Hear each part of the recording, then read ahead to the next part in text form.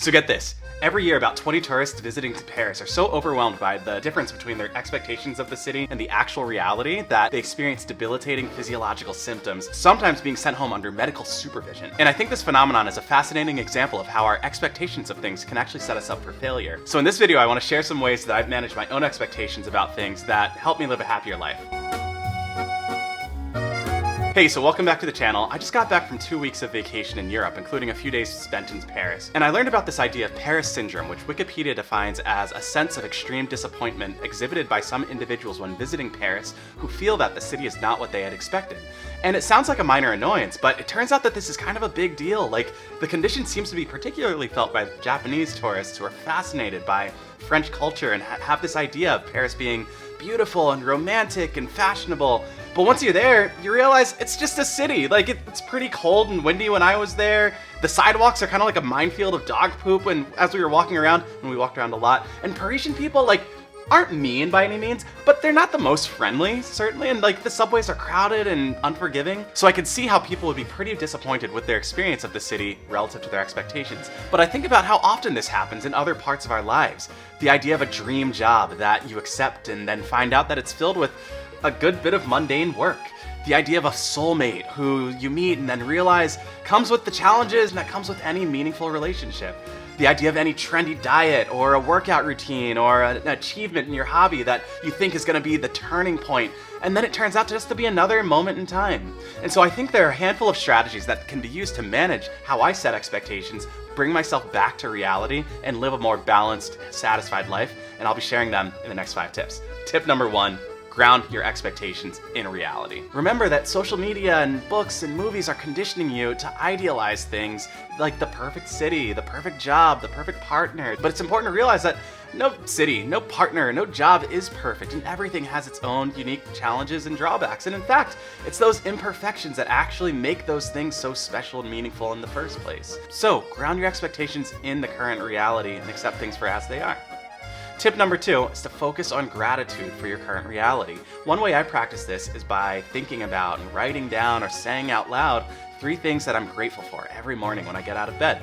I try to focus on the positive aspects that are real about where I am. Paris is a beautiful and culturally rich city. It has fascinating history. There's world-renowned art and architecture, and the food's great.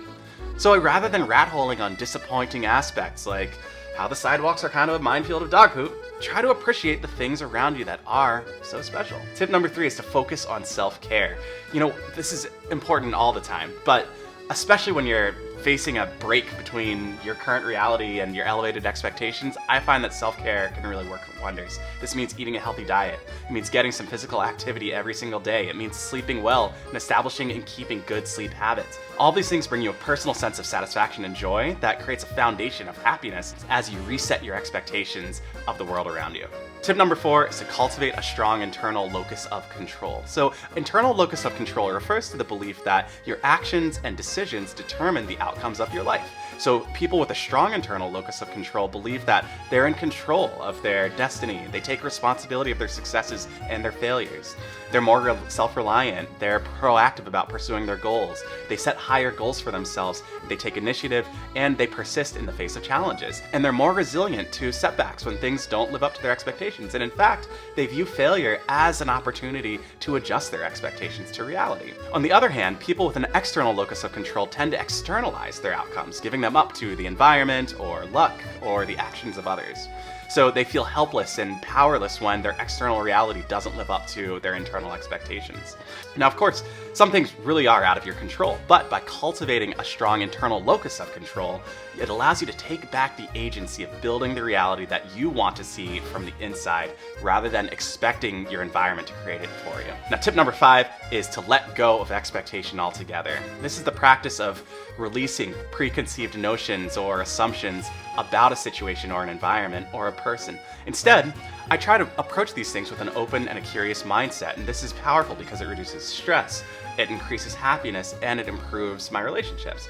One way I do this is to practice mindfulness, which is just paying attention to the present moment without judgment or distraction and becoming more aware of my own thoughts and feelings. And by being more present and curious, I actually open myself up to new experiences and perspectives, which can be a great cure for unrealistic expectations. So those are just a few strategies that I use to bring my expectations back down to reality and cure the Paris syndrome across a lot of things in my life. If you got value out of this video, I'd love if you could give it a like, and if you want to see more videos where we discuss ways to live a happier life, then subscribe to the channel below. Before you go, I'd love to hear your own experiences about how you set healthy expectations in your life, so sound off in the comments.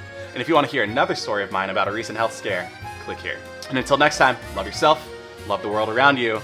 Peace!